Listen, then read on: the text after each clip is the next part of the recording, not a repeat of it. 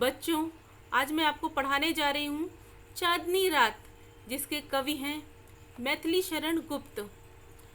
इन्होंने इस कविता में प्रकृति के दर्शन कराए हैं और इसके अलावा इन्होंने ऐतिहासिक पौराणिक विषयों से अनेक प्रसिद्ध रचनाएं भी लिखी हैं।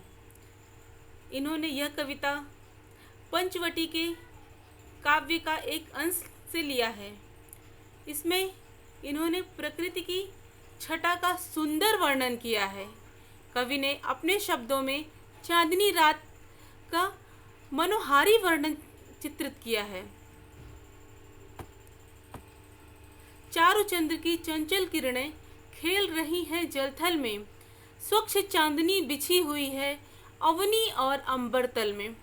कवि कह रहे हैं चांदनी रात में आकाश में सुंदर चंद्रमा विराजमान है और आकाश की शोभा बढ़ा रहा है और उसकी चंचल किरणें झिलमिल झिलमिल करती हुई अटखेलियां कर रही हैं, अर्थात खेल रही हैं, मस्ती कर रही हैं। ऐसा लग रहा है जैसे वे जल और जमीन के साथ खेल रही हों। चंद्रमा का निर्मल प्रकाश पृथ्वी पर और समूचे नभमंडल में फैला हुआ है और वह उन्हें प्रकाशित कर रहा है। पुलक प्रकट करती है धरती हरित तृणों के नोकों से, मानो झूम रहे हैं तरुभी मंद पवन के झोंकों से। यहाँ पे मैथिली शरण गुप्त जी ने कहा है कि पृथ्वी अपनी खुशी को व्यक्त कर रही है, अपनी प्रसन्नता को व्यक्त कर रही है, क्योंकि वह अत्यंत प्रसन्न है और वह पृथ्वी पर उगी हुई हरी हरी घास की नोकों से अपनी खुशियों को प्रकट कर रही हैं और हवा भी धीरे धीरे बह रही है, पेड़ पौधे भी झूम रहे हैं। ऐसा लग रहा है कि वह भी अपनी खुशी को प्रकट कर रहे हैं, अपनी खुशी को वो भी दिखा रहे हैं कि हम भी खुश हैं।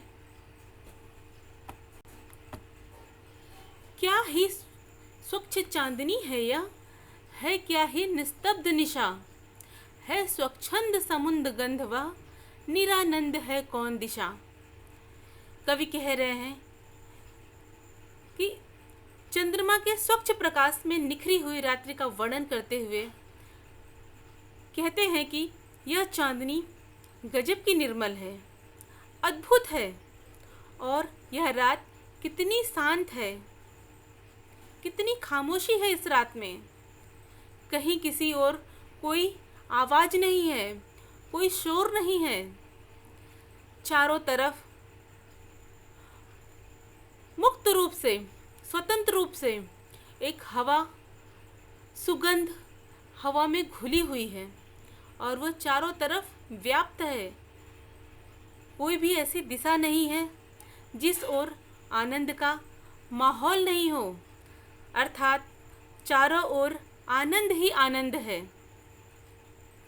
बंद नहीं अब भी चलते हैं नीति नटी के क्रियाकलाप, पर कितने एकांत भाव से, कितने शांत और चुपचाप। कवि कह रहे हैं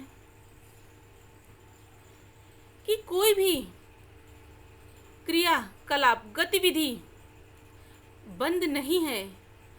प्रकृति की सारी गतिविधियां, सारे क्रियाकलाप चल रहे हैं। रात्रि रूपी नटी, नटी का मतलब है नर्तकी, के सारे जो क्रिया हैं, क्रियाकलाप हैं, अब भी पहले के जैसे ही वह चल रहे हैं। विशेषता यह है कि सब कुछ बहुत ही शांत ढंग से और एकांत भाव से चुपचाप हो रहा है और कहीं कोई शोर नहीं है, कहीं कोई कोलाहल नहीं है और कहीं कोई आवाज नहीं है। है बिखेर देती वसुंधरा मोती सबके सोने पर, रवि बटोर लेता है उसको सदा सवेरा होने पर। कवि कह रहे हैं कि चांद तारों की तुलना मोती से करते हुए कहते हैं कि जब सभी लोग सो जाते हैं तो पृथ्वी आकाश में चांद तारों के रूप में मोती बिखेर देती है। जब सवेरा होता है तो ऐसा लगता है, ऐसा प्रतीत होता है कि इन मोतियों को हमेशा बटोर ले जाता है, अर्थात सुबह उजाला हो जाने पर आकाश में चांद तारे लुप्त हो जाते हैं, गायब हो जाते हैं और विरामदायिनी अपनी संध्या को दे जाती है, शून्य श्याम तनु, जिससे उसका नया रूप छलकाती है।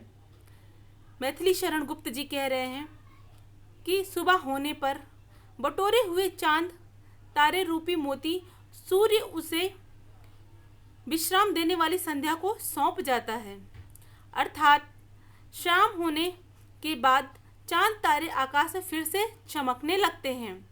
ऐसा लगता है कि फिर से सितारे टिमटिमाने लगे हैं। इससे रात्रि की जो है कालिमा वो प्रकाशमान हो जाती है।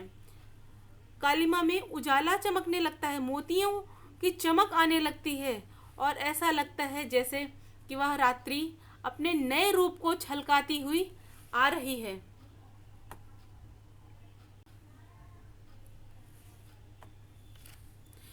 पंचवटी की छाया में सुंदर पर्णकुटीर बना, उसके सम्मुख स्वच्छ शिला पर धीर वीर निर्भीक बना।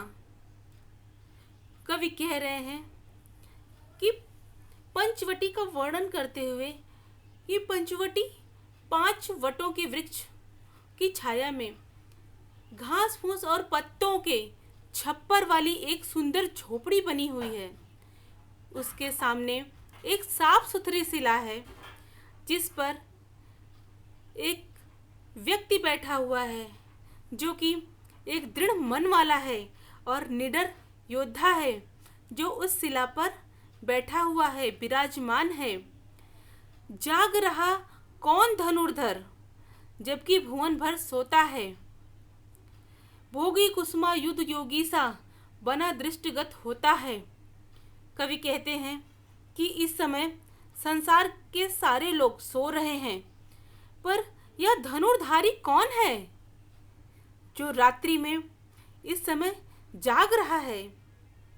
वे कहते हैं कि यह कामदेव सा भोगी, अर्थात यह कोई गृहस्थ व्यक्ति है जो सन्यासी जैसा बना हुआ है और सन्यासियों के जैसा दिखाई दे रहा है, इस घनी रात में पहरा दे रहा है। धन्यवाद।